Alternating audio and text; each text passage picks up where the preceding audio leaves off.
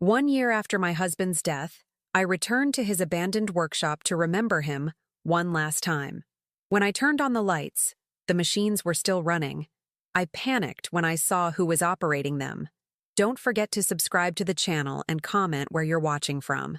My name is Julia Fields, and at 69 years old, I thought I knew every shadow that crossed my life. I was wrong. It had been exactly 1 year since George died. 1 year since I'd locked the workshop doors and walked away, leaving behind the smell of machine oil and sawdust, the ghost of my husband's laughter, and the unbearable memory of our son's final moments. The massive building sat at the edge of our property in rural Pennsylvania, a skeleton of corrugated metal and broken windows that overlooked the valley like a monument to everything I'd lost. I never meant to go back. But that October evening, after the argument with my grandson Donald, I found myself drawn to it like a moth to flame. The fight had been vicious, the kind that leaves scars deeper than any physical wound. Donald, 23 years old and full of barely contained rage, had finally said what he'd been thinking for years. "You let him die in there," he'd spat across the kitchen table. "You and Grandpa both. You killed my father." The words hung in the air like smoke. I'd raised Donald since he was 5, after my son Daniel died trying to repair one of the industrial presses. His mother Selena had left us 3 months later, just packed her bags one morning and disappeared into whatever life she'd been dreaming of that didn't include a grieving child and a family cursed by tragedy. I didn't defend myself. How could I? Donald wasn't entirely wrong. Instead, I'd stood up, grabbed my coat, and walked out into the cold October night. My feet carried me down the gravel path, past the darkened house, toward the workshop. I hadn't been inside since the funeral, hadn't wanted to face the machines that had taken my son from me, or the memories of George hunched over his workbench, trying to make sense of a senseless loss. The padlock was still there, rusted but intact. My hands shook as I fumbled with the key. I'd kept it on my keyring all this time, though I couldn't say why. The lock clicked open with a sound like a held breath being released. I pulled the door open and reached for the light switch. That's when everything changed. The fluorescent lights flickered to life, buzzing like angry hornets. And in that harsh white glow, I saw something impossible. The workshop was alive. Not metaphorically. Not in my grief-addled imagination. The machines were actually running. The massive hydraulic press in the corner, the one that had killed my son, was cycling up and down with steady, methodical precision. The sound of it hit me like a physical blow. Thud hiss, thud hiss, thud hiss. A heartbeat. A breathing thing. I stumbled backward, my hand clutching the doorframe. This couldn't be real. The workshop had been closed for a year. No one had the keys except me. The power should have been shut off months ago, but the evidence was undeniable. The concrete floor had been swept clean. The workbenches were organized, tools arranged in neat rows. The windows, those same windows I remembered being thick with grime, had been scrubbed until they gleamed. Even the air smelled different, less like decay and abandonment, more like industry and purpose. Someone had been here. Someone was still here. I forced myself to step inside, my eyes scanning the vast space. The workshop was enormous. Nearly 5,000 square feet of industrial equipment that George had collected over 40 years. Metal lathes, drill presses, welding stations, and that damned hydraulic press that dominated the center of the room like an altar. On the main workbench, I noticed something that made my blood run cold. A fresh coffee cup, still warm to the touch. Beside it lay a clipboard with production notes written in handwriting I didn't recognize. The date at the top was today's date. My heart hammered in my chest. I looked around wildly, suddenly aware of how vulnerable I was.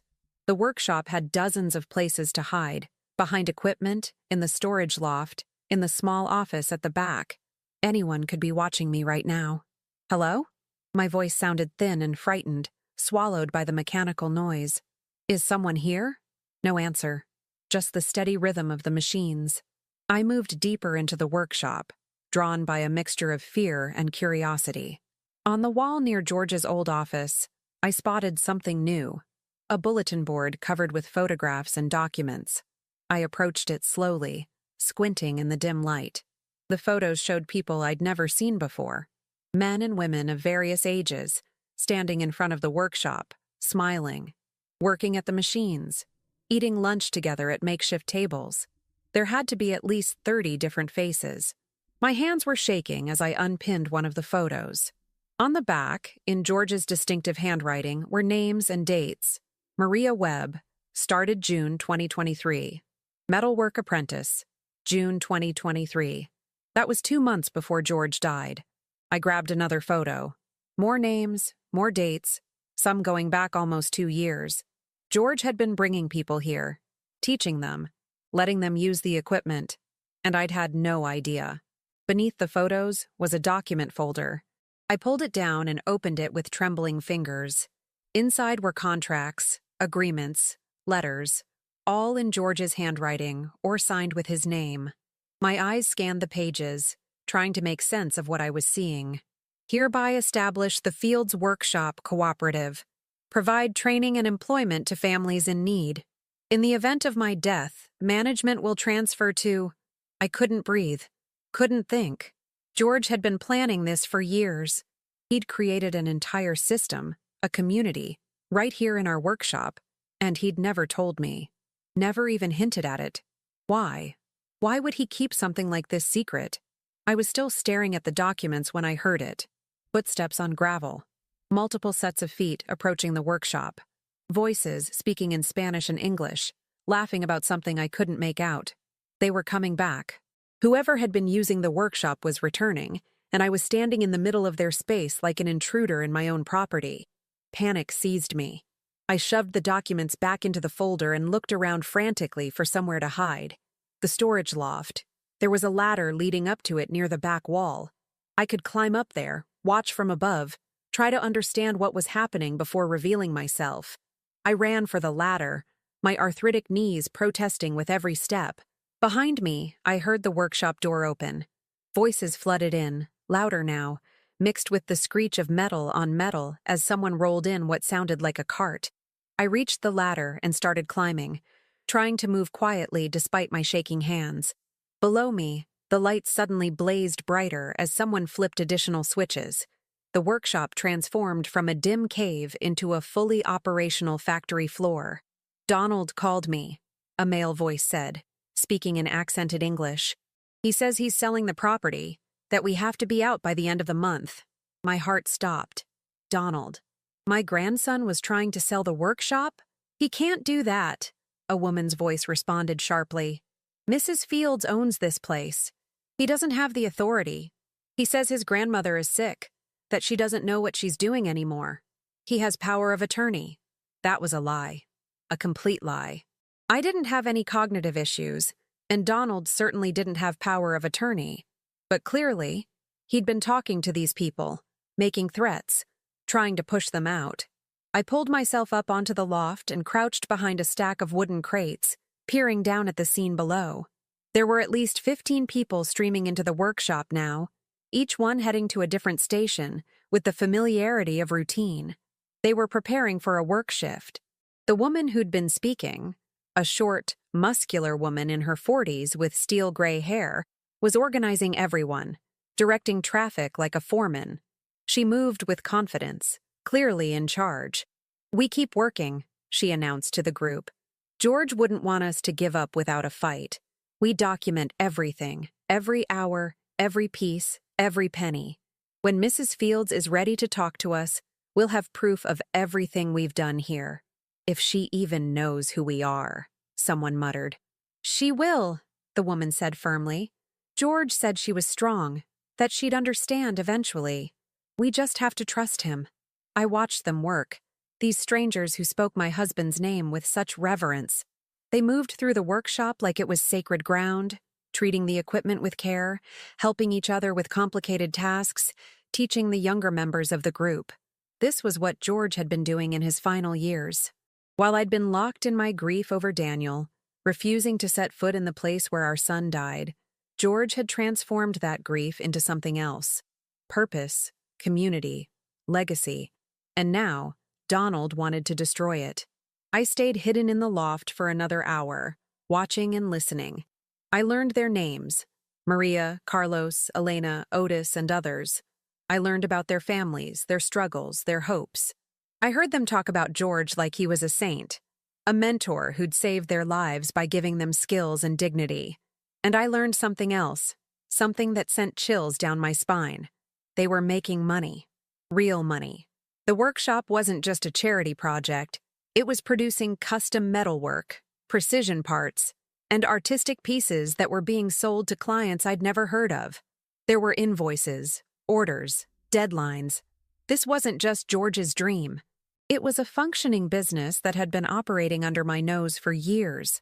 As the night wore on and the work shift ended, the group began to leave one by one. The woman with gray hair, Maria, I'd learned, stayed behind to lock up. She moved through the workshop with practiced efficiency, shutting down machines, checking windows, making notes on the clipboard. She was about to turn off the lights when she paused. Her head tilted slightly. She was staring directly at the loft where I was hiding. "Mrs. Fields?" she called out softly. "I know you're up there. I saw your car parked by the house." My breath caught in my throat. I didn't move, didn't respond. "It's okay," Maria continued, her voice gentle. "You don't have to come down if you're not ready. But you should know. Your husband loved you very much. Everything he did here, he did for you. To honor Daniel's memory. To prove that the workshop could create life instead of taking it." She waited a moment longer, then sighed.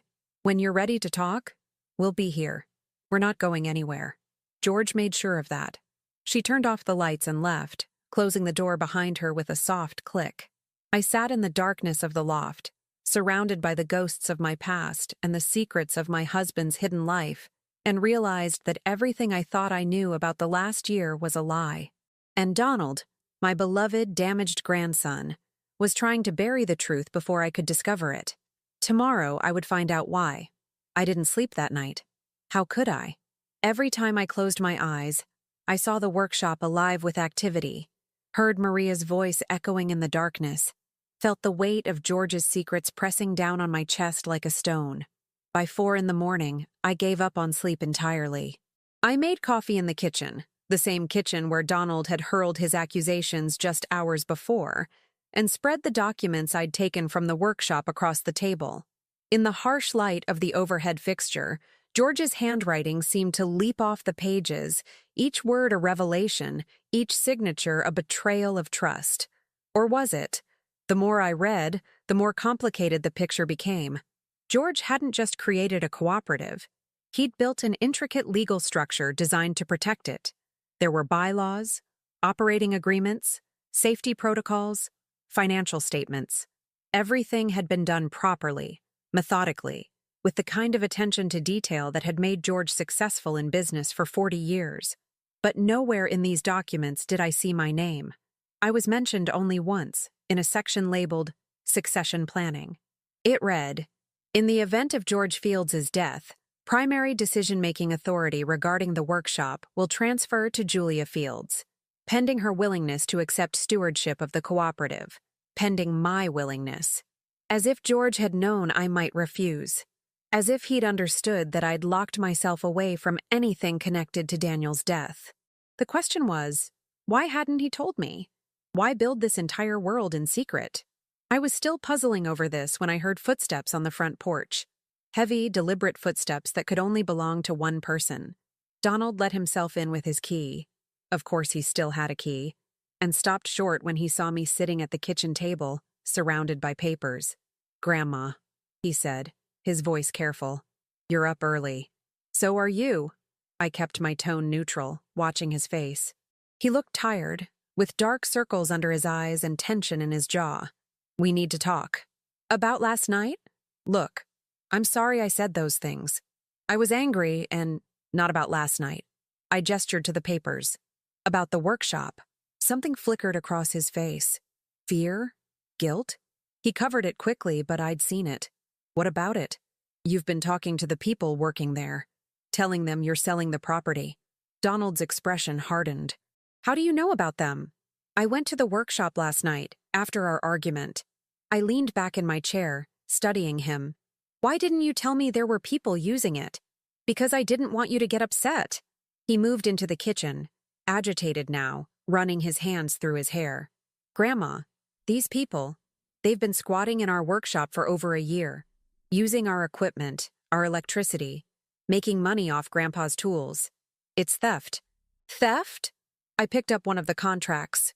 Your grandfather invited them. He created a legal cooperative. They're not squatters. They're partners. Partners in what? A fantasy? Grandma, wake up. Donald grabbed a chair and sat down across from me, his voice urgent. Grandpa was sick at the end. You know he was. The cancer had spread to his brain. He wasn't thinking clearly. These people took advantage of a dying old man. The words stung, but I kept my composure. These documents are dated 2 years before he died, before the cancer diagnosis. Then he was planning his escape. Donald's voice turned bitter. Don't you see? After Dad died, Grandpa couldn't handle being around you. Couldn't handle your grief. So he created this whole other world where he could pretend to be the hero, saving people, making a difference. He abandoned you, Grandma. He chose strangers over his own family.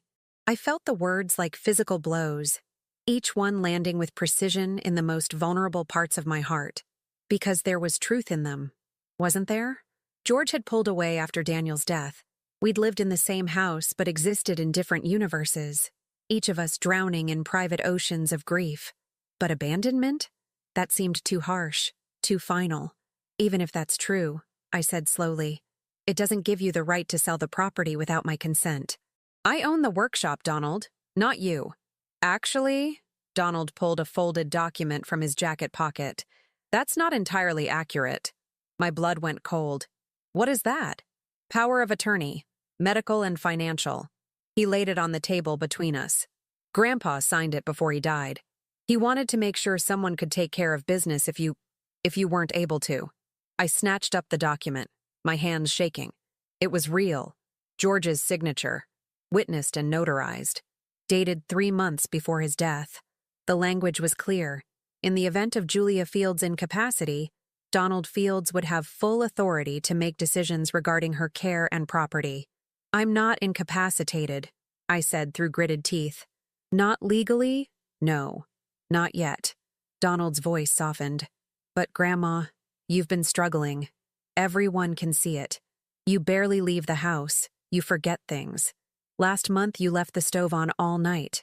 The week before that, you got lost driving home from the grocery store. A route you've taken 1,000 times. I was distracted. You're 70 years old and living alone in a house that's too big for you, holding onto a property that's bleeding money in taxes and maintenance. The cooperative isn't even paying rent. They're using everything for free. He reached across the table, taking my hand. I'm trying to help you. I've found a buyer who'll pay fair market value. We can use that money to get you into a nice assisted living facility, somewhere with other people your age, where you'll be safe and cared for. I pulled my hand away. I don't need assisted living. I need answers. About what? About why Grandpa lied to you for 2 years? Why he gave away your property to strangers? Donald's voice rose. There are no good answers, Grandma. There's just an old man who couldn't cope with his grief and a bunch of opportunists who saw a chance to exploit him. Before I could respond, my phone rang. I glanced at the screen. Unknown number. Don't answer that, Donald said quickly, which of course made me want to answer it immediately. I picked up. Hello? Mrs. Fields? A man's voice, professional and smooth. This is Robert Fox from Fox & Associates Legal. I represent the Fields Workshop Cooperative. We need to speak with you urgently about some legal matters regarding your property. Donald was shaking his head violently, mouthing, "Hang up." What kind of legal matters? I asked. I'd prefer to discuss this in person if possible. Would you be available to meet at my office this morning? 9 o'clock? I looked at Donald, at his desperate, angry face, and made a decision. Yes, I'll be there.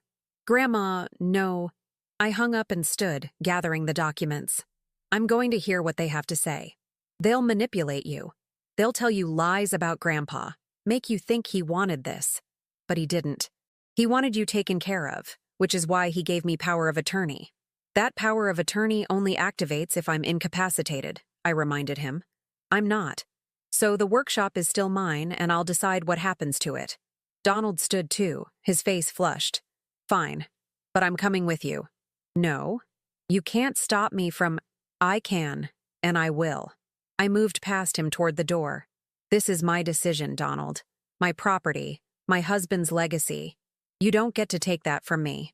He's my grandfather. That workshop killed my father. Donald's voice cracked.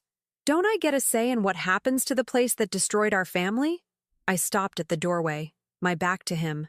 The workshop didn't destroy our family, Donald. Grief did. Silence did. Secrets did. And I'm done with all of that. I left him standing in the kitchen and went to get dressed. The law office of Fox & Associates was in downtown Harrisburg, 40 minutes from my house. I'd driven the route hundreds of times over the years. George and I had used the same lawyer for decades. But I'd never heard of Robert Fox. The office was modest but professional, tucked into a renovated brownstone near the Capitol building. A young receptionist greeted me warmly and led me to a conference room where 4 people were already waiting. Maria, the woman from the workshop, sat at the head of the table. Next to her was a man in his 50s with kind eyes and calloused hands. Carlos, I remembered. There was also a younger woman taking notes, and Robert Fox himself, who stood to greet me. Mrs. Fields, thank you for coming. He shook my hand firmly. Please, sit down. We have a lot to discuss. I sat, feeling suddenly vulnerable and old. These people had been meeting about my property, making plans, consulting lawyers, and I'd been oblivious to all of it. First, Fox said, opening a file, I want to assure you that everything the cooperative has done has been completely legal and in accordance with your husband's wishes. We have documentation of every agreement, every transaction, every hour worked. You're entitled to review all of it. I'd like that, I said quietly. Maria leaned forward, her eyes searching my face. Mrs. Fields, I want you to know, we're not trying to take anything from you. Your husband was clear that this was always your property. We're just caretakers, keeping his dream alive until you were ready. Ready for what? To heal. Carlos spoke for the first time, his voice gentle. George talked about you all the time, about how much he loved you, about how Daniel's death broke something in both of you. He said the workshop was the only place he could still feel connected to his son, and he wanted to make sure that connection meant something, that it created life instead of taking it. I felt tears prick my eyes. Why didn't he tell me? He tried, Maria said, multiple times.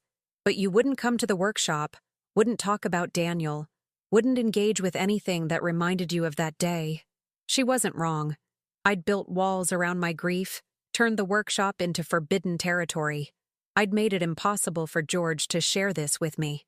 He left you something, Fox said, sliding a sealed envelope across the table. He asked me to give this to you if you ever came looking for answers.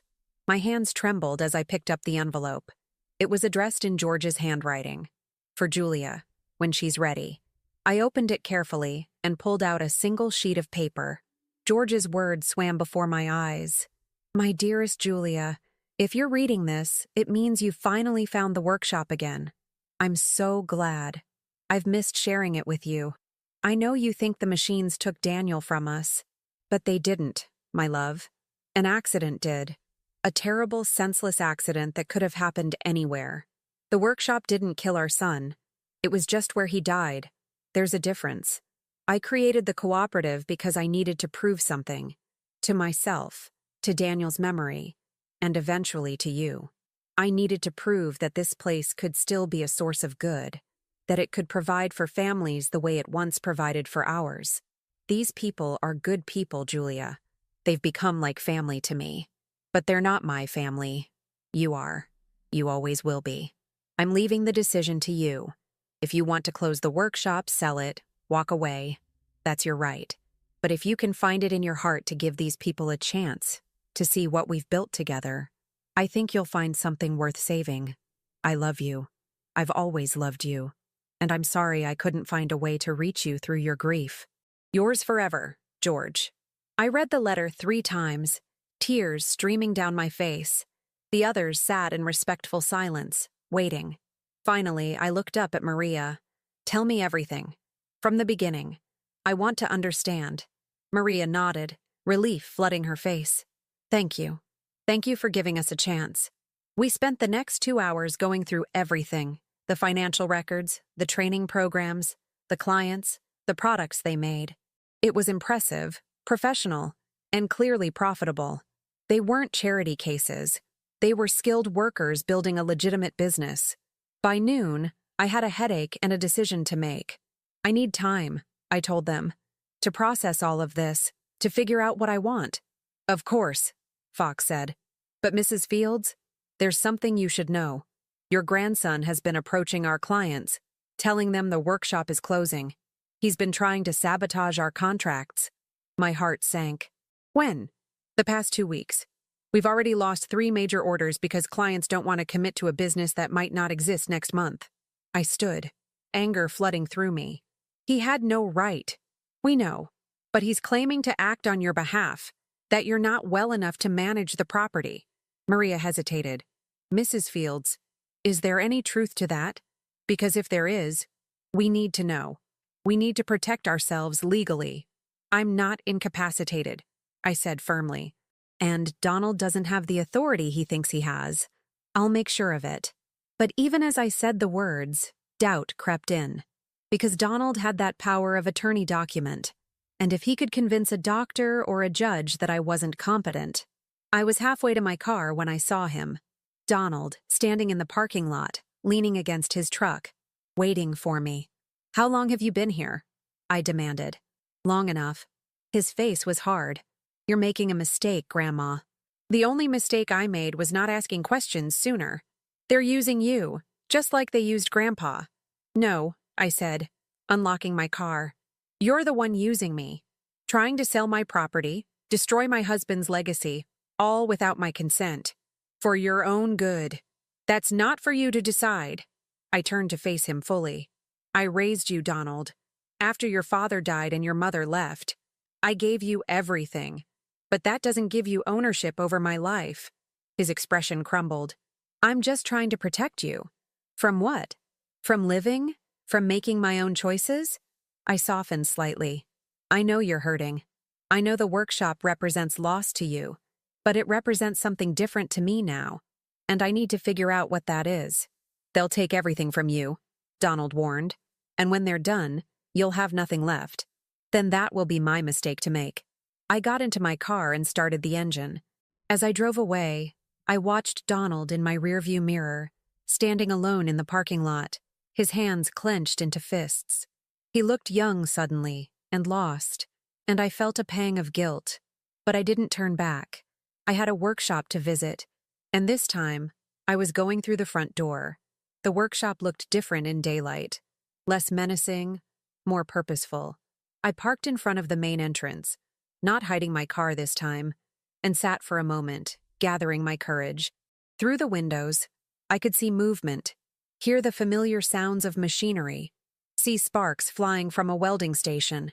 This was my property, my husband's legacy, and I'd been too afraid to even look at it for a year. I got out of the car and walked to the door. It was unlocked. I pushed it open and stepped inside. The transformation was even more stunning in full daylight. What I remembered as a cold industrial tomb had become a vibrant workspace. The concrete floors were painted, marked with safety lines. The walls were covered with bulletin boards showing safety protocols, project schedules, and photos of finished work. There was even a small kitchen area in one corner, with a coffee maker and a microwave. Someone had turned George's workshop into a home. A teenage boy spotted me first. He couldn't have been more than 16, wearing safety goggles and gloves, operating a metal lathe with careful concentration. When he saw me, his eyes widened. Mrs. Fields? He shut off the machine immediately. Maria, Mrs. Fields is here. Within seconds, the entire workshop had stopped. Machines powered down, welding torches went dark, and 15 pairs of eyes turned to stare at me. The silence was deafening. Maria emerged from the office at the back, wiping her hands on a rag. Mrs. Fields, we didn't expect you so soon. I wanted to see it, I said, my voice steadier than I felt. Really see it. Not hiding in the dark. A slow smile spread across Maria's face. Then let me give you the tour. For the next hour, Maria walked me through every station, introduced me to every worker, explained every process. I met Carlos, who specialized in precision metalwork for medical equipment. Elena, who created custom furniture pieces that sold for thousands of dollars. Otis, who taught the younger members welding and fabrication techniques. And Miguel, the teenager I'd seen first, who was learning to operate the lathe that his father, Carlos, had mastered. Each person had a story. Maria had been a factory worker laid off when the plant closed, left with no income and 3 children to feed. George had found her at a job fair, offered her training, given her a chance. Now she managed the entire cooperative, handled scheduling, interfaced with clients.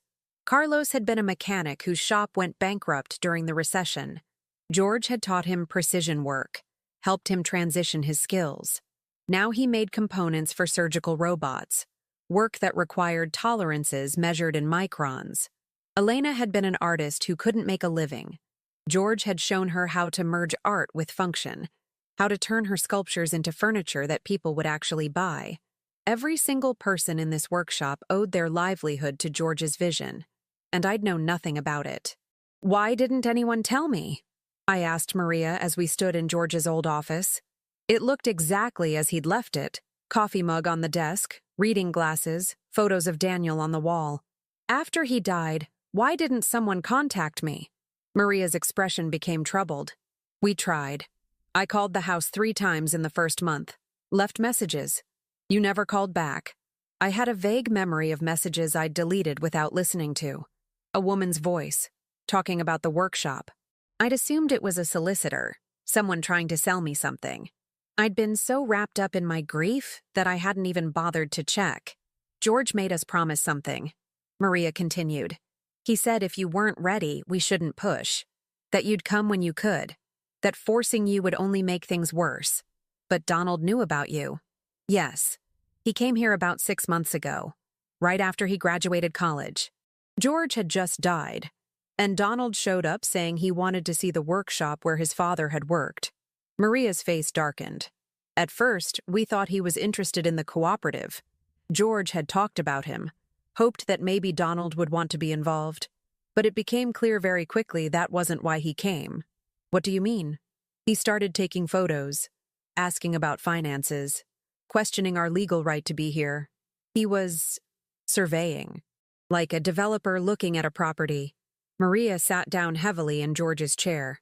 When we explained about the cooperative, about George's plans, he laughed, said his grandmother would never allow it, that you hated the workshop and everything in it. The words hit me like a slap. He told you that? He said you blamed the workshop for your son's death, that you wanted it demolished, that as soon as he could convince you, he'd sell the property to a developer who'd tear it all down and build condos. My hands were shaking. That's not... I never said... But hadn't I? Maybe not in those exact words, but in my actions, in my silence, in my refusal to even acknowledge the workshop's existence. I'd made my feelings clear without having to say anything at all. We've been operating in fear for 6 months, Maria admitted, wondering when you'd show up with eviction notices, wondering if we'd lose everything. But George believed in you. He said you were stronger than your grief, that you'd find your way back. She looked at me with searching eyes. Was he right? Before I could answer, the office door burst open. Donald stood there, breathing hard, his face flushed with anger. I told you not to come here, he said to me, ignoring Maria completely. I told you they'd manipulate you. How did you know I was here? I demanded. I followed you from the lawyer's office. He stepped into the room, aggressive, dominating the space. Grandma, please, you don't understand what's happening. These people have been running a successful business on property they had permission to use, I finished. Yes, Donald, I'm beginning to understand quite clearly. Permission from a man with brain cancer, a man who wasn't thinking straight. Donald's voice rose. Don't you see? They took advantage of Grandpa's grief, his guilt over Dad's death. They're parasites. Careful, Maria said quietly, standing up. You're talking about people who loved George, who mourned him, who honored his memory every single day. You didn't love him, Donald spat. You loved what he could give you. Free equipment, free space, free everything. And now you're trying to steal from my grandmother too. That's enough, I said sharply. Maria, could you give us a moment? Maria hesitated, then nodded and left, closing the door behind her. The moment we were alone, Donald's demeanor changed. He seemed to deflate, the aggression draining out of him. I'm sorry, he said, his voice breaking. I'm sorry, but I can't watch this happen. I can't watch you give away everything to strangers. They're not strangers. They're people your grandfather cared about. More than he cared about us. The words exploded out of him. More than he cared about you. Sitting alone in that house, drowning in grief. More than he cared about me, trying to figure out how to live without a father. He was here, playing hero to these people, while his own family fell apart. And there it was, the real wound. Not anger at the cooperative or concern for my welfare. Just raw, bleeding hurt that George had found purpose somewhere else while Donald struggled alone. I moved closer to him, gentler now. Your grandfather was doing the best he could. We all were. His best wasn't good enough, Donald said bitterly. And neither was yours. The accusation hung in the air between us. He was right, in a way. I'd been so consumed by my own grief that I'd failed to see Donald's. I'd fed him, clothed him, sent him to school, but I'd never really talked to him about Daniel, about loss, about how to carry that weight. You're right, I said quietly. I wasn't there for you the way I should have been. But Donald, that doesn't give you the right to destroy what your grandfather built here. It's not about destroying it. His hands clenched into fists. It's about survival, about taking care of you. The property taxes on this place are killing you financially. You don't have enough income to maintain it. If we sell now, while the market is good, you'll have enough money to live comfortably for the rest of your life. And what happens to these people? They'll find other jobs, other workshops. He waved dismissively. They're not your responsibility. Your grandfather thought they were. My grandfather was wrong. Donald's voice cracked. He was wrong about a lot of things. Wrong to spend so much time here. Wrong to keep secrets from you. Wrong to think that strangers could ever replace family. I studied his face. So young, so certain, so damaged. Is this really about the money? About taking care of me? Or is this about punishing your grandfather for not being there when you needed him? Donald's face went white. That's not fair. Isn't it? I pressed. You want to tear down his legacy, sell off his dream, erase everything he built. That sounds like punishment to me. It sounds like survival, he shot back. But you're too proud to admit you need help. Too stubborn to see that this place is a liability, not an asset. Donald? No, listen to me. He grabbed my shoulders, desperate now. I've already found a buyer, a developer who'll pay $2.3 million for the property. Cash, closing in 30 days. That money could buy you a beautiful apartment, set you up with assisted care, ensure you never have to worry about finances again. All you have to do is sign the papers. I stepped back, breaking his grip. You found a buyer? Before even talking to me? Because I knew you'd say no. I knew you'd let sentiment cloud your judgment. He pulled out his phone, frantically scrolling. Look, I have the offer letter right here. The developer's lawyer has already drawn up the contracts. We can close this deal before I have time to think about it. I finished coldly. Before I can consult my own lawyer? Before I can understand what I'm giving up? Donald froze, realizing his mistake.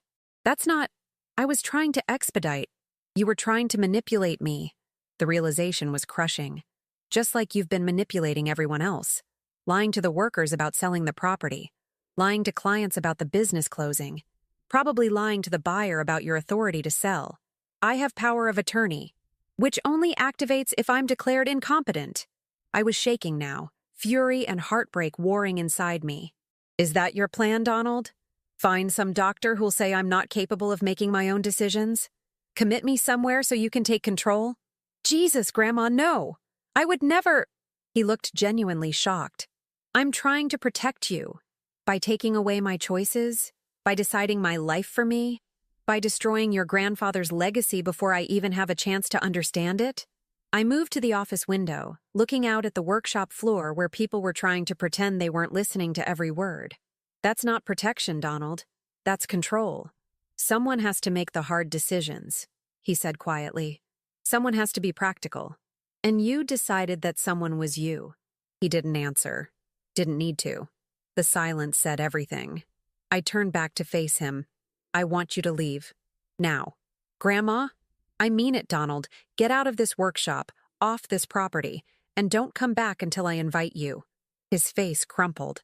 For a moment, he looked like the 5-year-old boy who'd clung to me at his father's funeral, desperate and lost. But then his expression hardened into something else, something I'd never seen before. Fine, he said coldly. But when this whole thing falls apart, and it will, don't come crying to me for help. Don't expect me to pick up the pieces when these people drain every last penny from you and move on to their next mark. He turned and walked out, leaving the door open behind him. Through the doorway, I watched him march across the workshop floor, ignoring everyone, and slam his way out of the building.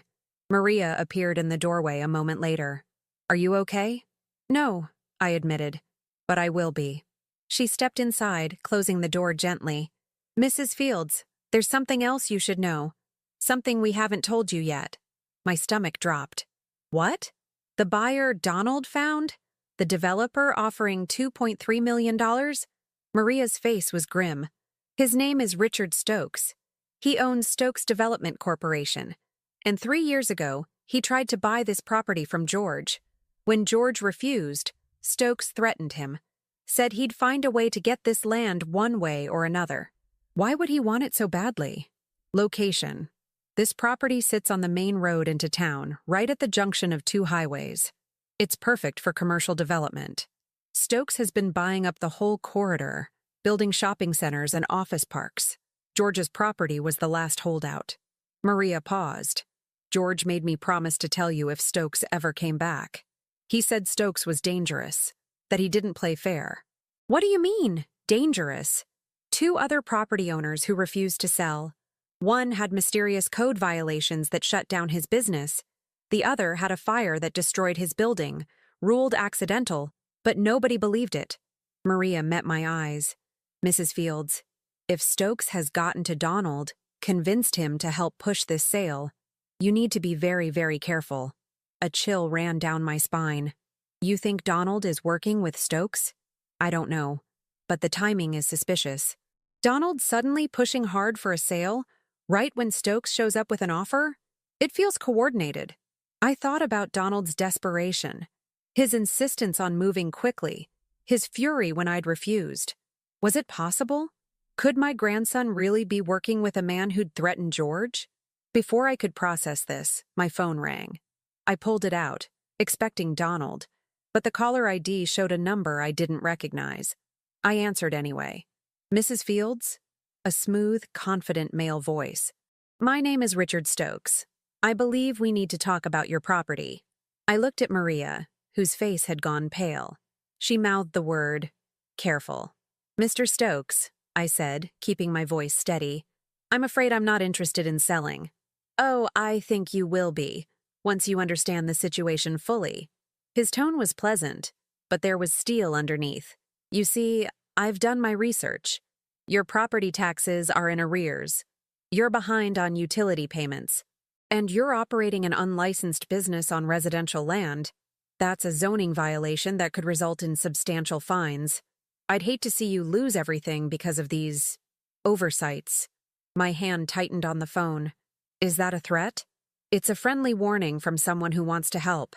I'm prepared to offer you $2.3 million cash and cover all your legal issues.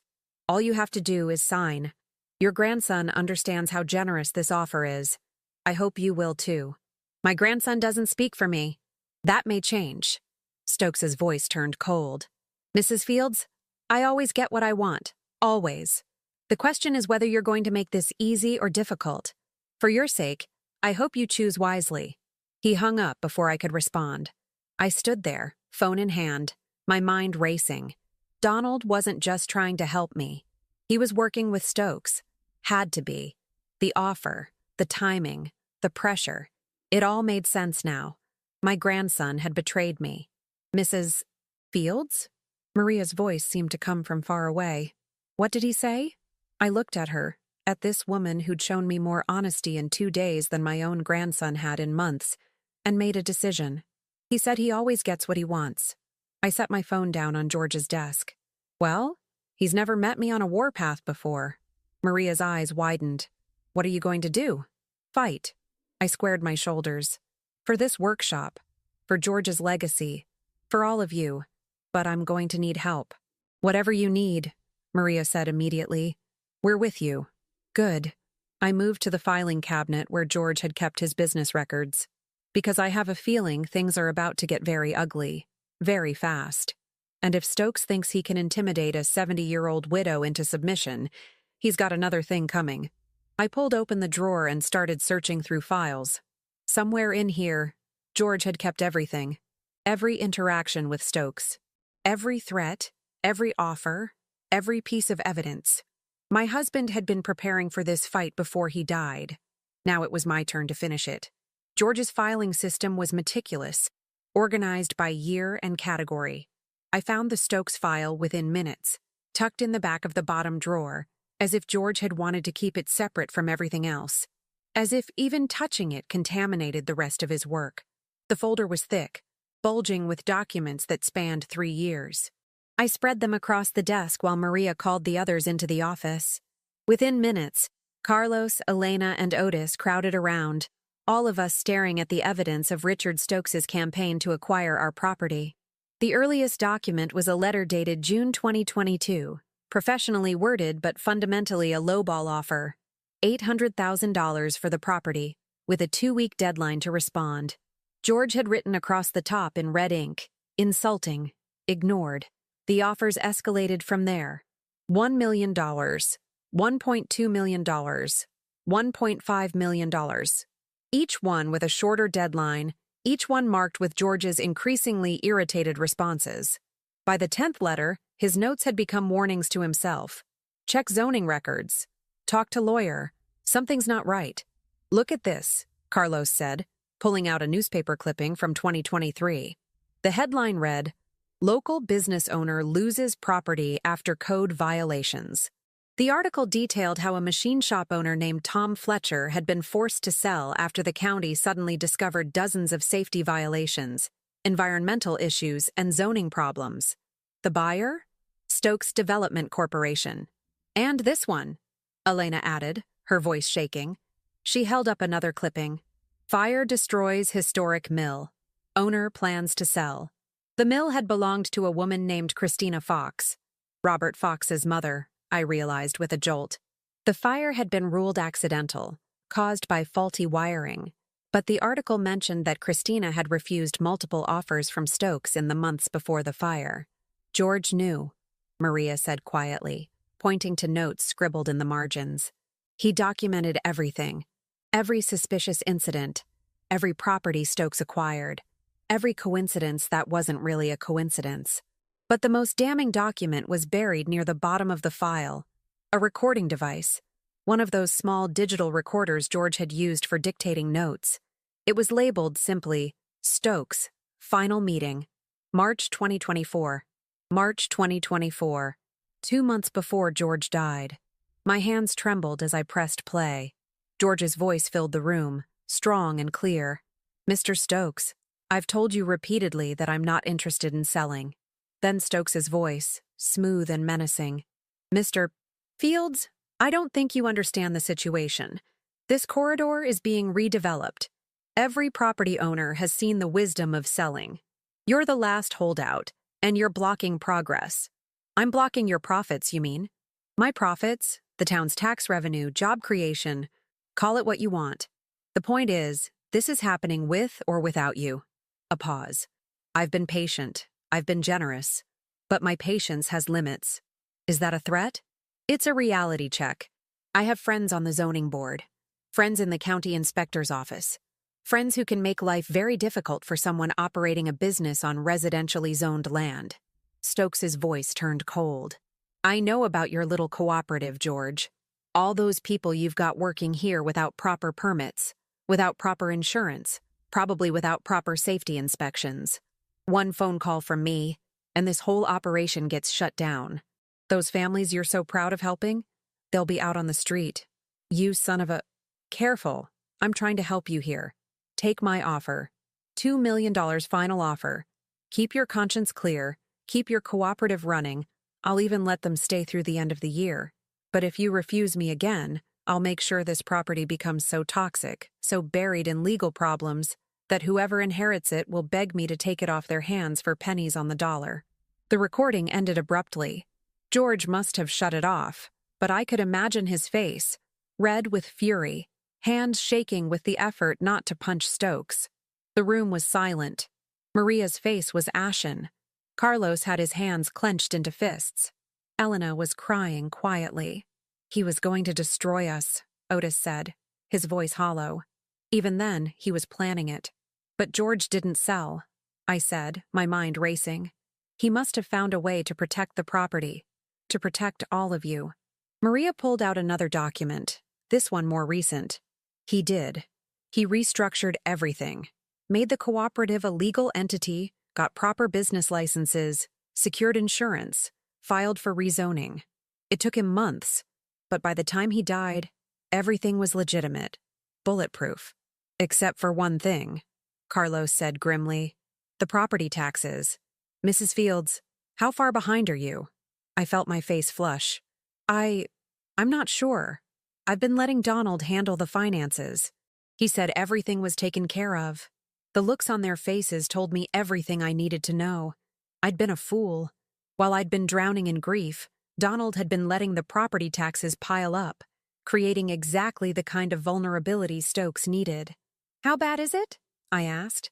Maria pulled out her laptop and navigated to the county tax assessor's website.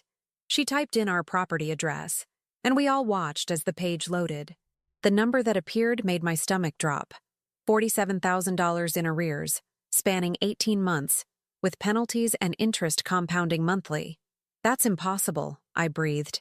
The annual taxes are only $12,000. How could it be? Because Donald hasn't paid them, Maria said gently. Not since George died. Maybe longer. The implications crashed over me like a wave. Donald had access to my accounts, had been supposedly managing my bills and expenses. He'd been telling me everything was fine, that I didn't need to worry about the details. And all the while, he'd been letting the debt accumulate, creating a crisis that would force me to sell. Had he been working with Stokes from the beginning? Or had Stokes found Donald, seen his anger and resentment and exploited it? Either way, the result was the same. I was in serious financial trouble, and Stokes knew it. There's more, Carlos said, pulling up something on his phone. I just got a text from Miguel. The county building inspector showed up at his house an hour ago. Said they received an anonymous complaint about unsafe working conditions here. They're scheduling an emergency inspection for tomorrow morning. Tomorrow? I stood up so fast my chair toppled backward. But that's impossibly fast, Maria finished. Unless someone with influence pushed it through. Someone like Stokes. We need to prepare, Elena said, suddenly all business. Make sure every machine is up to code, every safety protocol documented, every permit visible. If they're looking for violations, we don't give them any. They'll find something anyway, Otis said darkly. That's how this works. They'll make up violations if they have to. Not if we have witnesses, Maria said. Not if we document everything. Mrs. Fields, we need your lawyer, the one from yesterday. Can you call him? I was already dialing Robert Fox's number. He answered on the second ring. Mrs. Fields, I was hoping you'd call. I've heard about the inspection. How did you... Because Stokes's lawyer called me 20 minutes ago, offering to help facilitate a smooth transition if you agree to sell before the inspection happens. Fox's voice was tight with anger. He's coming at you from every angle. What do I do? First, you make sure that inspection is recorded. Video, audio, everything. I'll be there tomorrow morning with a legal observer. If they try anything improper, we'll catch it. He paused. But Mrs. Fields, I have to be honest. Even if the inspection goes perfectly, Stokes has other options. The property tax debt gives him leverage. He can buy the tax lien, force a foreclosure. You could lose everything. My legs felt weak.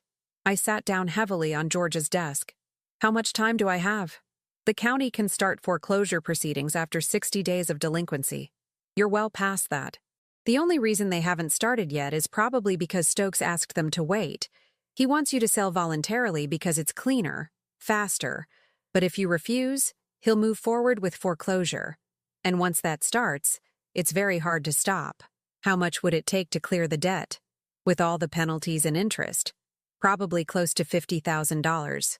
And you'd need to pay it immediately, all at once, to halt proceedings. $50,000. I didn't have $50,000.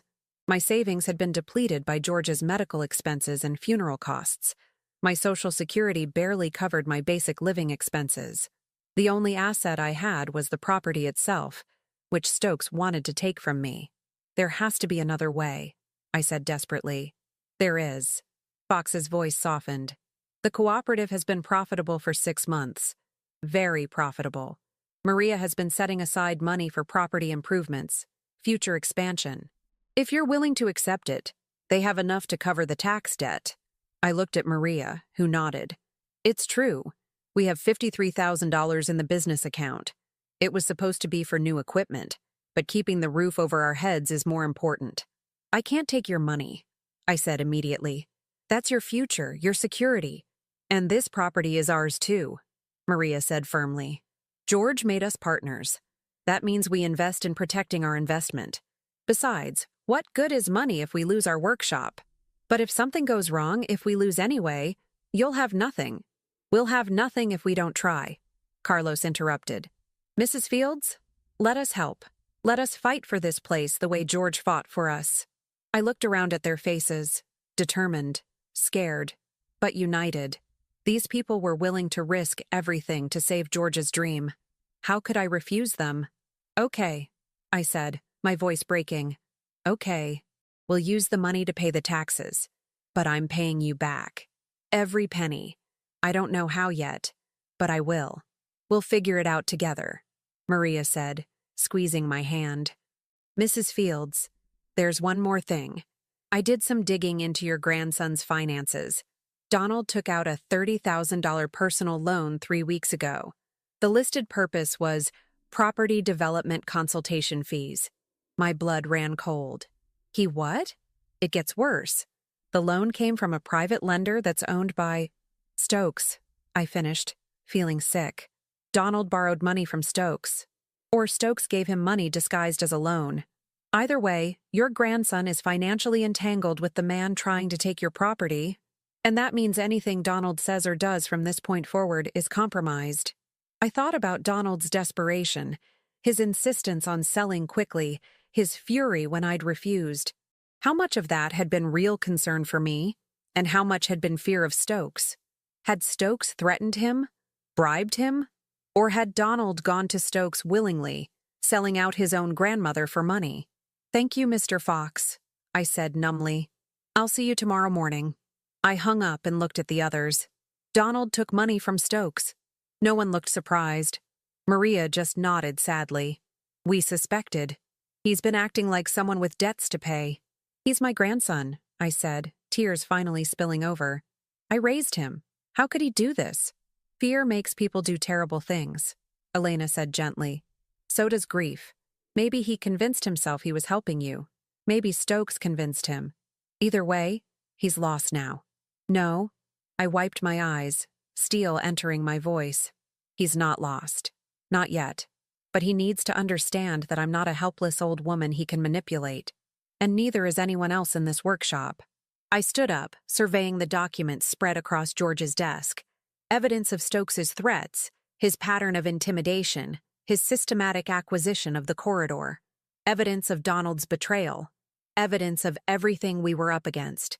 Tomorrow we pass that inspection, I said firmly.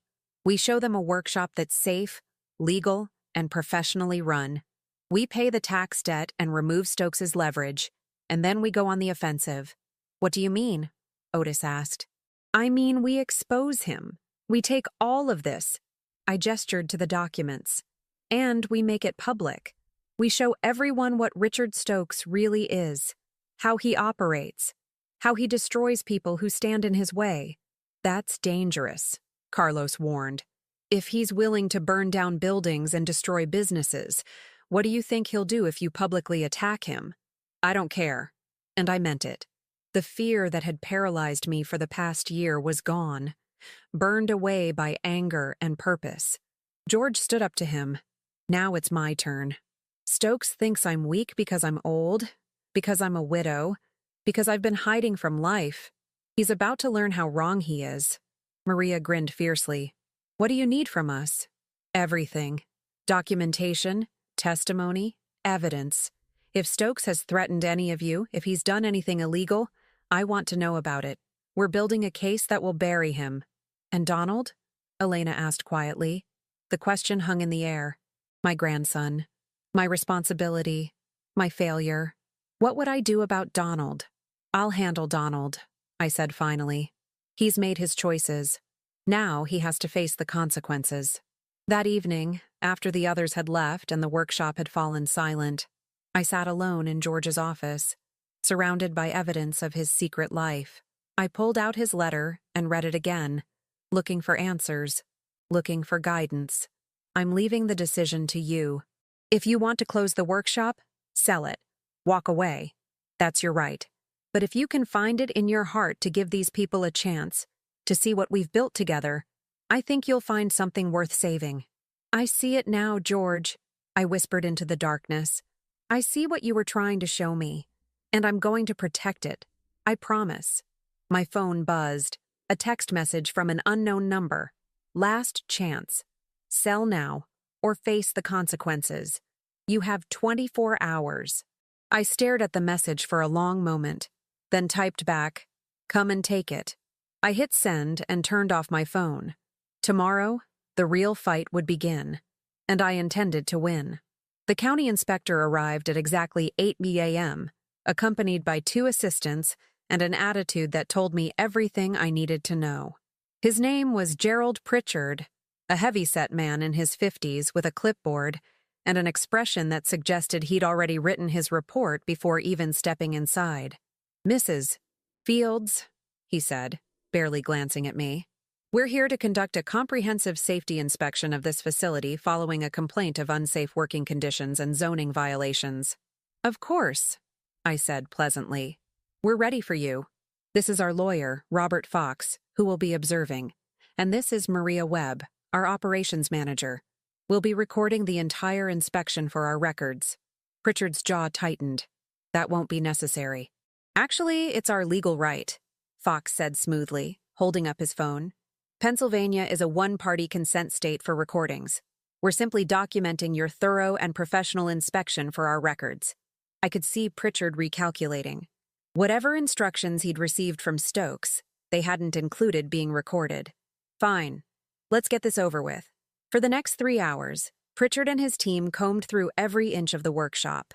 They checked machine guards, electrical systems, ventilation, fire suppression, chemical storage, and safety protocols. Maria walked them through each station, providing documentation for every piece of equipment, every safety certification, every training program. The cooperative members had worked until midnight preparing, and it showed. The workshop was immaculate, organized, and completely code-compliant. Every time Pritchard tried to find a violation, Maria produced a document proving otherwise. This welding station needs better ventilation, Pritchard said, pointing. The ventilation system was upgraded 6 months ago, Maria responded, handing him the permit and contractor certification. It exceeds current code requirements by 15%. These electrical panels are improperly labeled. They're labeled according to OSHA standards, Carlos interjected, appearing beside us with a 3-ring binder. Here's the electrical inspection from last month, passed with 0 violations. The emergency exits are clearly marked, unobstructed, and tested weekly, Elena finished, showing him the logbook with signatures and dates. By noon, Pritchard was sweating and frustrated.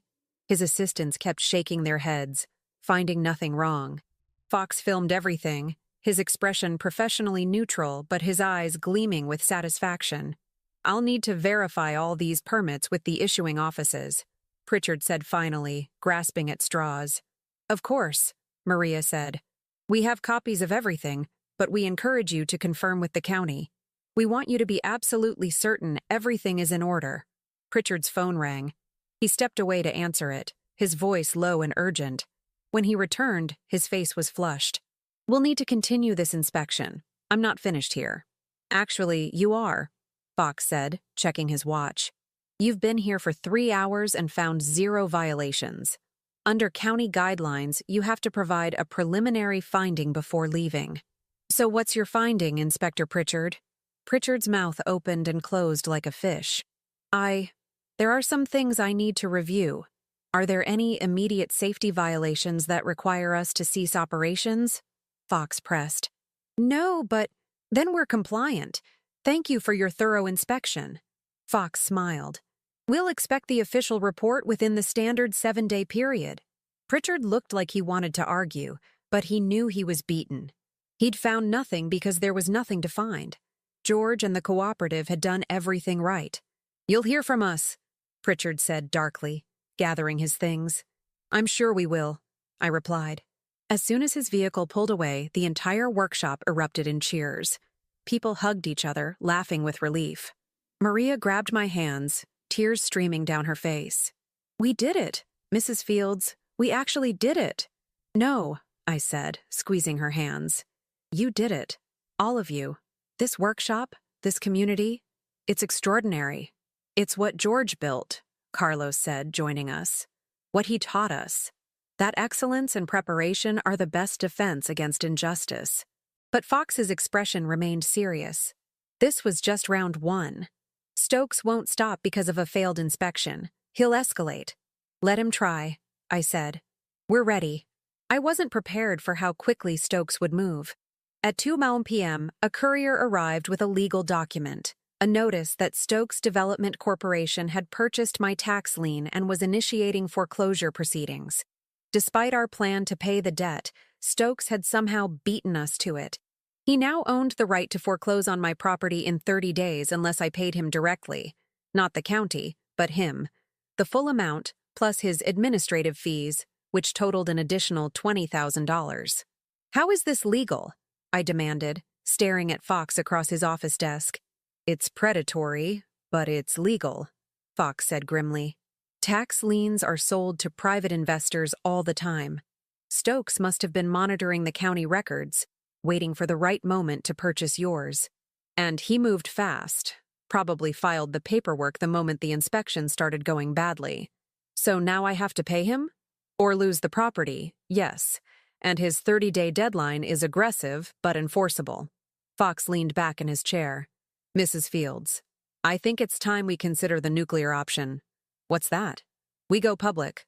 We hold a press conference, release George's recordings, expose Stokes's pattern of intimidation and property acquisition. We make this a story about a widow fighting a corrupt developer. Public pressure might force him to back off. Or it might make him more dangerous," I said, thinking of the burned mill, the destroyed businesses. "That's the risk. But right now, you're running out of options." I thought about George's letter, about his faith in me, about the cooperative members who'd risked everything to save the workshop, about Donald, lost somewhere in Stokes's web of manipulation and debt. "Set up the press conference," I said, "tomorrow, and invite everyone, local media, county officials, the whole town. If Stokes wants a war, I'll give him one." That evening, I drove to Donald's apartment. I hadn't spoken to him since our confrontation at the workshop, but this couldn't wait. I needed to give him one last chance to do the right thing. He answered the door looking terrible, unshaven, exhausted, with the kind of desperate fear in his eyes that comes from being trapped with no way out. "Grandma," he said, his voice hoarse, "you shouldn't be here. We need to talk. Can I come in?" He hesitated, then stepped aside. The apartment was a mess. Takeout containers, empty beer bottles, papers scattered everywhere. On the coffee table, I saw documents from Stokes Development Corporation. "How much does he own you for?" I asked quietly. Donald's face crumpled. "You know about the loan." "I know everything, Donald. The question is, are you going to help me fight him, or are you going to let him destroy us both?" "You don't understand." He collapsed onto the couch, head in his hands. It's not just the loan. He knows things about me, things I did. My stomach tightened. What things? When I was in college, I got into trouble. Nothing violent, just financial stuff. Bad checks, credit card fraud, small time. Grandpa paid for a lawyer, got it expunged from my record. I thought it was over. He looked up at me with red-rimmed eyes. But Stokes found out. He has copies of everything. He says if I don't help him get the property, he'll send it all to the media. I'll go to jail, Grandma. I'll lose everything. So you decided to throw me under the bus instead. I thought I was helping. I thought if we sold, we'd both be safe. You'd have money. I'd be free of Stokes, and those people at the workshop would find somewhere else to work. His voice broke. I didn't know he'd go this far. I didn't know he'd try to destroy you. But you helped him anyway. You let the taxes go unpaid. You lied to me about the finances. You tried to convince me I was incompetent so you could sell my property against my will. I'm sorry. Tears streamed down his face. I'm so sorry. I was scared and stupid, and I thought I could control it. But Stokes, he's like a shark. Once he smells blood, he doesn't stop. I sat down beside him, feeling the weight of our shared grief and failure. Donald, your father died in that workshop. I know you blame your grandfather for that. Maybe you blame me too. But George didn't create that cooperative to escape his family. He did it to give Daniel's death meaning, to prove that the workshop could create life instead of taking it. I know, Donald whispered. I've been so angry for so long that I couldn't see it, and now I've ruined everything. Not everything. Not yet. I took his hand. Tomorrow, I'm holding a press conference. I'm going public with everything. Stokes's threats, his intimidation tactics, George's recordings. But I need you there. I need you to tell the truth about what Stokes did to you, how he manipulated you.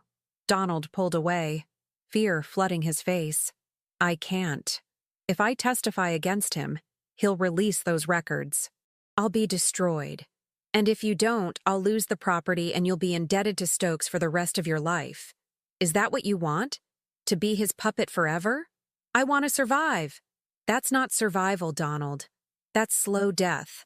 I stood up, looking down at my grandson, this damaged, frightened young man who'd lost his father and never learned how to carry that weight. Your grandfather stood up to Stokes. Now I'm standing up to him. The question is, are you going to stand with your family, or are you going to keep hiding? I didn't wait for an answer. I left him there, surrounded by his fear and his choices, and drove home. The press conference was scheduled for 10 a.m. the next morning at the workshop. Fox had contacted every media outlet in central Pennsylvania, and to my surprise, they'd all responded. A widow fighting a corrupt developer was exactly the kind of Otis versus Goliath story that sold papers and got clicks. By 9:30, the workshop parking lot was full. News vans, reporters, cameras, and at least 100 townspeople who'd heard about the conference and wanted to show support. Maria and the cooperative members had set up a platform outside the main entrance with microphones and speakers. I stood inside the workshop, watching through the window, my heart pounding. Fox appeared beside me, holding a folder full of evidence. You ready? He asked.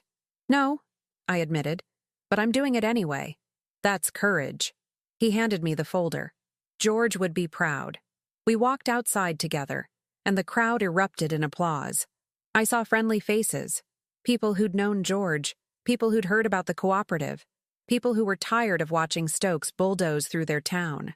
But I also saw hostile faces, including several men in expensive suits who I suspected worked for Stokes. And then I saw Donald, standing at the back of the crowd, pale and shaking, but present. I stepped up to the microphone, and the crowd quieted. My name is Julia Fields, I began, my voice stronger than I'd expected. A year ago, my husband George passed away after a long battle with cancer. In the months since his death, I've discovered that he was keeping a secret. Not a shameful one, but a beautiful one. He'd transformed our workshop into a cooperative that provided training and employment to families in need. He gave people a second chance, a new start, and a community that valued their skills and dignity. I paused, letting that sink in. But there's someone who doesn't want this cooperative to exist. Someone who spent years trying to force us off this property so he can build another shopping center. Someone who's threatened, intimidated, and manipulated not just me, but dozens of other property owners in this corridor. I opened the folder and held up the documents. I have proof. Recordings of Richard Stokes threatening my husband. Evidence of his pattern of predatory property acquisition. Documentation of suspicious fires, sudden code violations, and financial pressure designed to force people to sell. And I'm making all of it public, right now. The crowd erupted in shouts and questions. Cameras flashed. Reporters surged forward. And from the back of the crowd, I saw Richard Stokes himself pushing through, his face twisted with fury. "That's slander," he shouted. "You're a confused old woman being manipulated by squatters who've taken over your property." "I'm not confused," I said calmly into the microphone. "And they're not squatters. They're partners in a legal cooperative that my husband created. A cooperative that's been profitable, productive, and beneficial to this entire community. You have no right to make these accusations. I have every right, and I have evidence."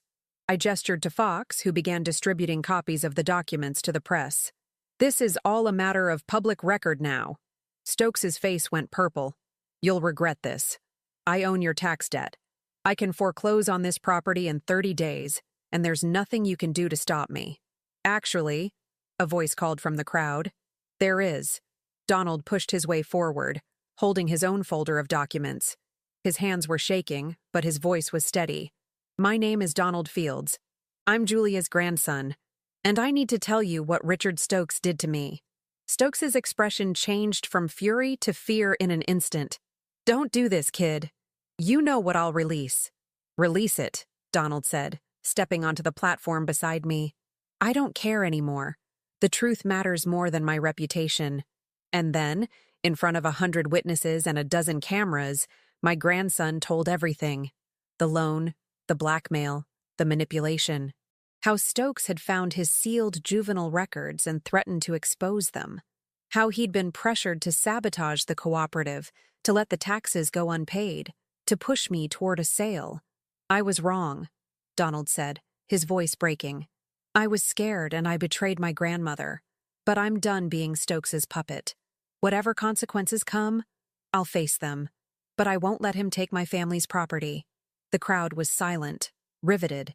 Even the reporters had stopped shouting questions. And Stokes looked like a man watching his empire crumble.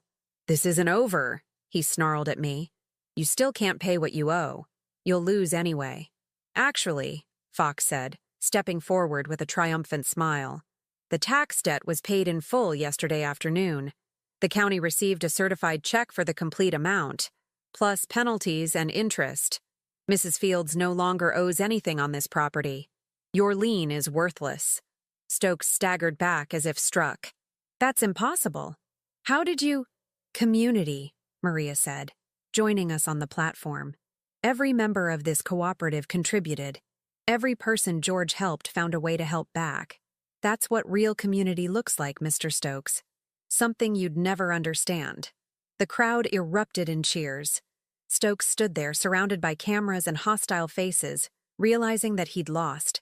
Not just the property, but his reputation, his leverage, his power. He turned and pushed through the crowd, disappearing into a black SUV that sped away.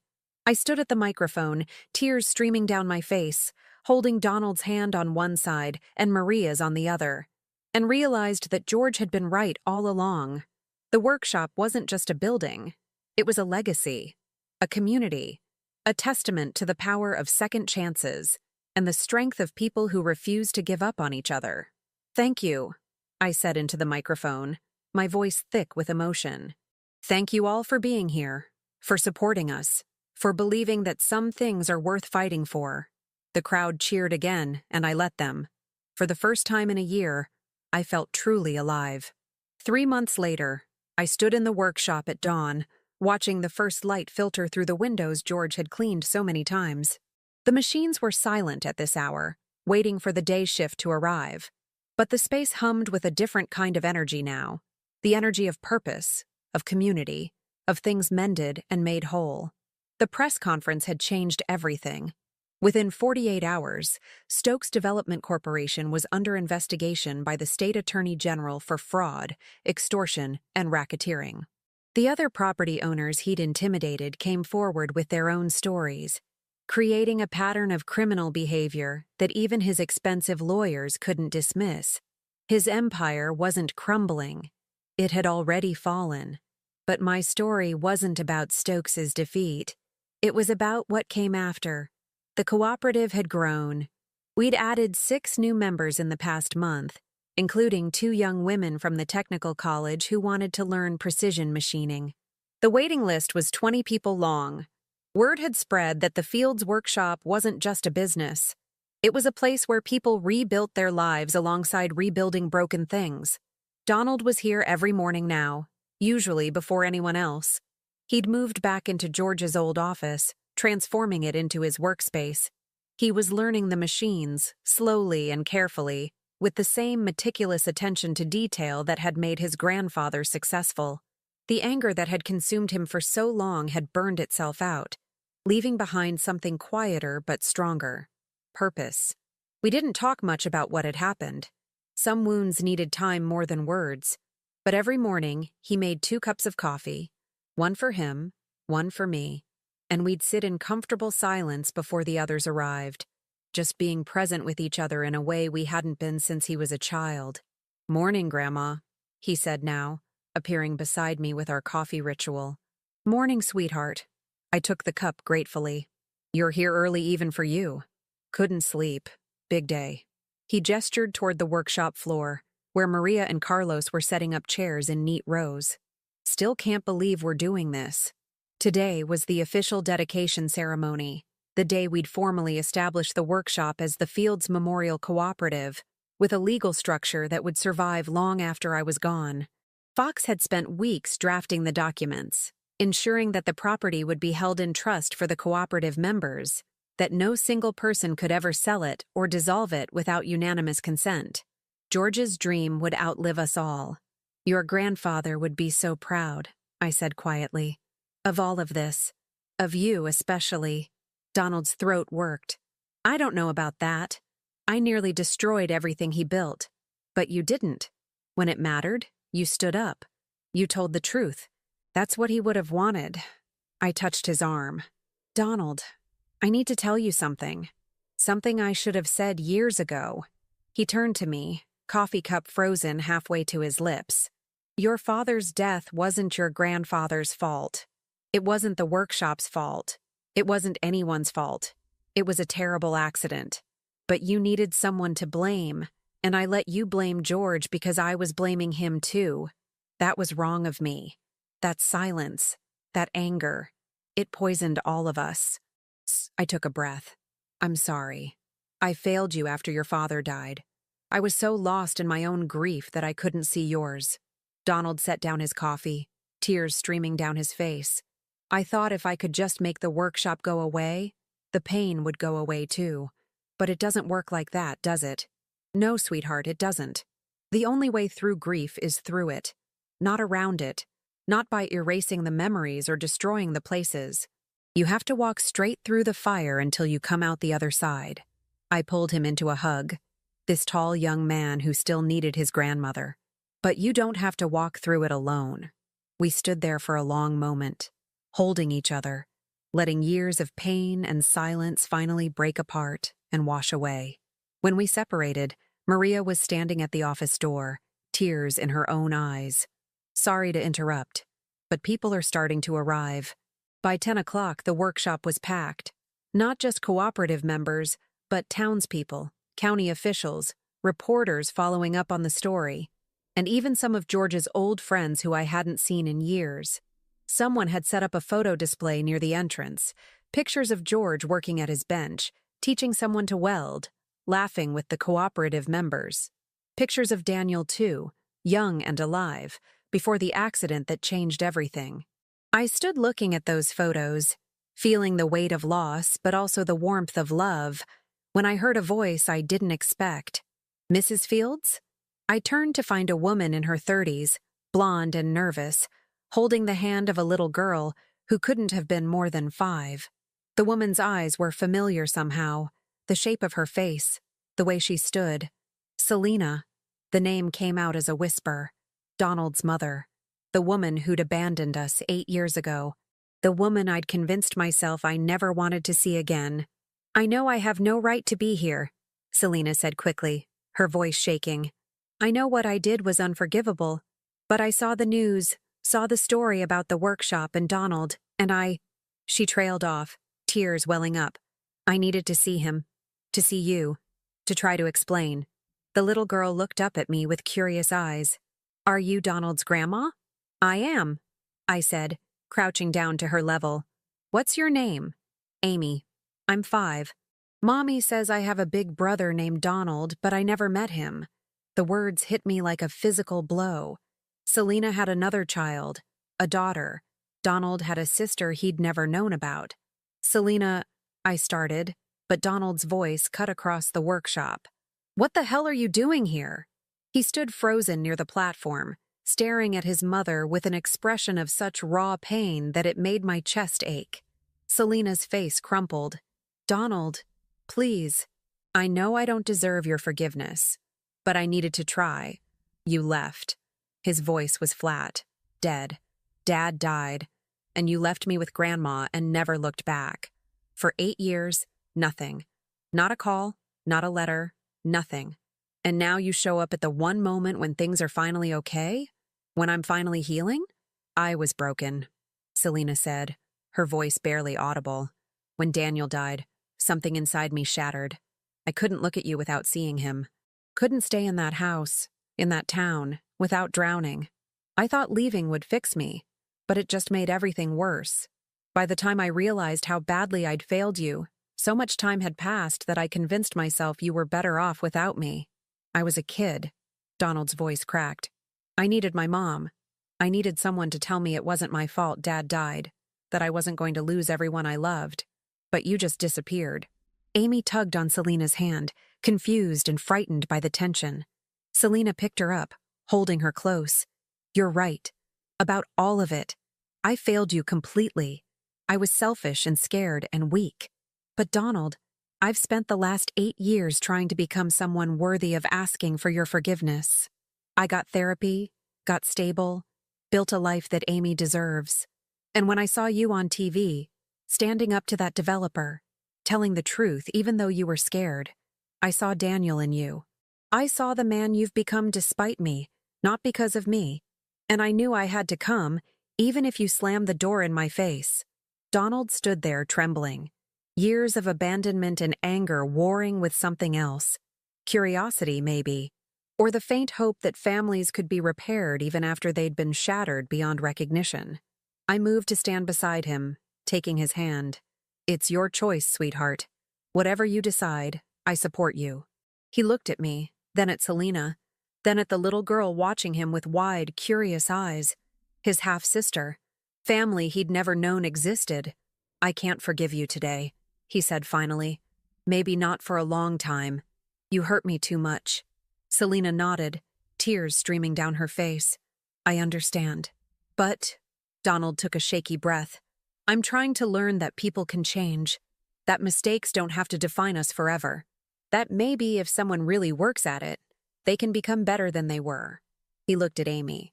"She shouldn't have to pay for what you did." "Can I stay?" Selena asked. "For the ceremony? I'd like to hear about George, about what he built here." Donald looked at me. I squeezed his hand. "It's up to you." "Okay," he said quietly. "But we're not okay. Not yet." "I know." Selena's voice was thick with gratitude. "Thank you for this chance." She moved to the back of the crowd with Amy, giving Donald space. He stood rigid beside me, processing, feeling, trying to hold himself together. "You did good," I whispered. "Did I? Or did I just let someone who hurt me walk right back in? You gave her a chance. That's different than letting her hurt you again. You're in control now. You set the boundaries." I looked at him with pride. "You're stronger than you think, Donald. Stronger than I gave you credit for." The ceremony began at 11. Fox officiated, explaining the legal structure of the cooperative, reading from the trust documents that would protect the workshop for generations.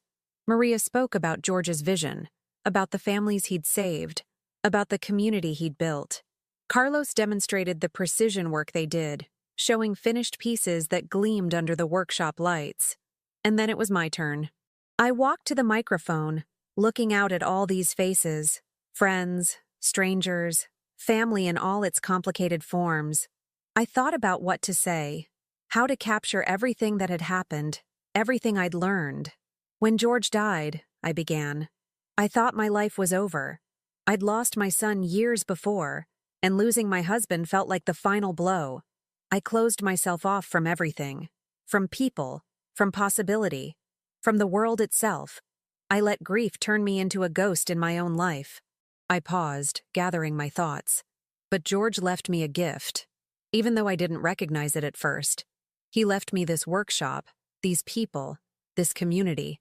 He left me proof that even after devastating loss, we can still create something beautiful, that our grief doesn't have to be the end of our story.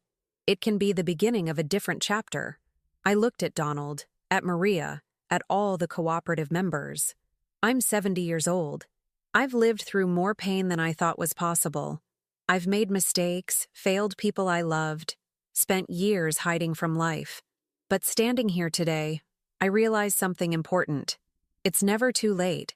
Never too late to change, to grow, to choose courage over fear. Never too late to honor the dead by living fully, by creating community, by refusing to let loss be the final word.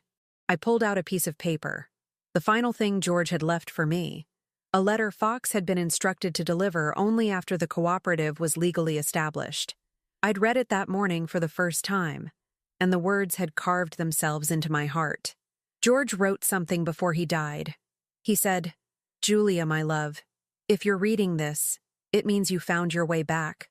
I always knew you would. You're the strongest person I've ever known, even when you couldn't see it yourself. The workshop is yours now, but more importantly, the choice is yours. You can live in the past, or you can build a future. You can stay locked in grief, or you can transform it into something that helps others. I can't tell you which path to take. Only you can make that decision. But whatever you choose, know that I'm proud of you. Know that Daniel would be proud of you. And know that love never really dies. It just changes form, becomes part of the world in new ways. The workshop, the cooperative, these people, they're all part of our love story. They're proof that what we built together matters. Take care of them, my darling. Take care of yourself. And when you're ready, take care of your grandson too. He needs you more than he knows." My voice broke on the last words. Donald moved to stand beside me, wrapping his arm around my shoulders. Maria joined us, then Carlos, then Elena, until the entire cooperative surrounded me in a tight circle of support. "This workshop," I said, my voice stronger now, "is George's legacy. But it's also Daniel's. And it's mine. And it's yours. It belongs to everyone who believes that communities are built not through individual success, but through collective care. That strength comes not from independence, but from interdependence. That the best way to honor those we've lost is to help those who are still here." I looked around at all the faces, at the workshop that had been transformed from a place of death to a place of life. Welcome to the Fields Memorial Cooperative. May it stand for 100 years. The crowd erupted in applause. Someone started playing music, an old folk song George used to love. People began to mingle, eat the food Maria had prepared, tour the workshop, share stories. I found myself standing at George's old workbench, running my hands over the scarred wood, feeling the grooves worn by his tools. Donald appeared beside me, silent. "What happens now?" he asked. "Now?" I smiled. "Now we work, we build, we teach. We create a place where people can rebuild their lives the way we've rebuilt ours. One day, one project, one person at a time. That simple? That simple.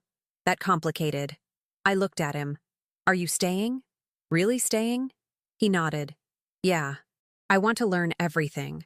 I want to understand what Grandpa saw in this place, what Dad loved about it. I want to be part of this. What about your mother?" Donald was quiet for a long moment. I don't know yet. Maybe someday. But right now, I need to focus on healing, on building something good. She'll have to earn her way back, if there's a way back at all. That's fair, I said. And wise. We stood together, grandfather's grandson and grandfather's wife, in the workshop that had taken one life and saved so many others.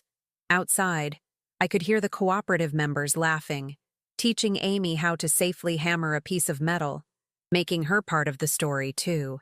This was George's vision realized. Not a business, not a charity, but a living community that proved love and loss could coexist. That tragedy didn't have to be the end. That even in our darkest moments, we could choose to create light for others. The machines would run tomorrow. The work would continue. The community would grow.